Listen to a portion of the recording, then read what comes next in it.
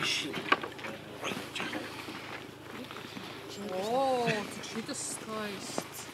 Viena aiz otras baltas Ziemassvētku eglītes šobrīd atceļo uz Talsu ezera promenādi. Vēlmi iesaistīt vietējos iedzīvotājus un uzņēmējus pilsētas rotāšanā Talsus aizveda līdz idejai par Ziemassvētku eglīšu parku. Sākotnēji domājām dabīgās eglītes, arī citas vietas tika apsvērts, bet beigās mēs nonācām pie secinājuma, ka jāpaliek pie mākslīgām, tādām savādākām eglītēm, kuras būtu ilgmūžīgas un izvietot tieši promenādē.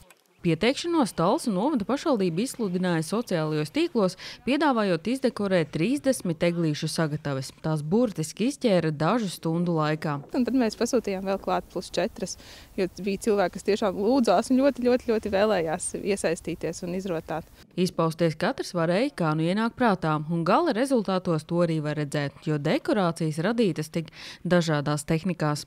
Uzņēmumi vairāk ieturējuši savas darbības tematisko stilu. Sandras Notiņas ģimene ir viena no tām, kas tika pie papildu eglītēm, jo ļoti vēlējās akcijā iesaistīties. Ļoti patīk Ziemassvētku, tāpēc arī gribējās piedalīties. Un kā jūs izdomājāt, kā jūs dekorēsiet? Es ieraudzīju vienkārši tos ziedus, un tad es izdomāju, ka viņus vajadzētu nokrāsot zelta krāsā, un ka tādi viņi varētu izskatīties. Te ir daudz darba ieguldīts.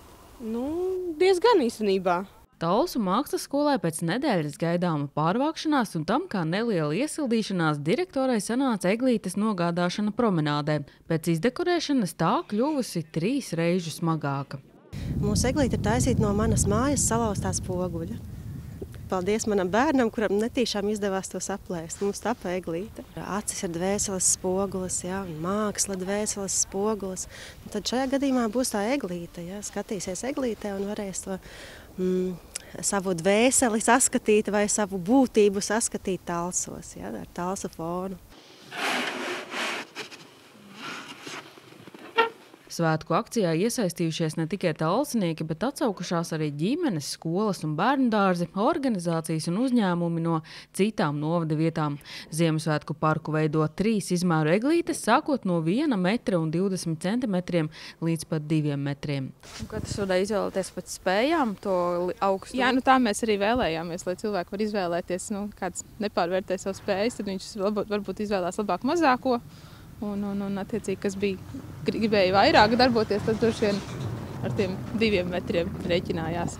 Es priecīgi par gala rezultātu. Es domāju, ka jā. Es domāju, ka arī cilvēki būs priecīgi un laipni aicināt visus nākt skatīties un pastaigāties pa Talsiem vakarā. Ziemassvētku eglīšu parks jau pabeigts un Talsu novada iedzīvotāju radošais lidojums būs apskatāms līdz 6. janvārim. Sanita Liepiņa, Terēza Matisone, RTV.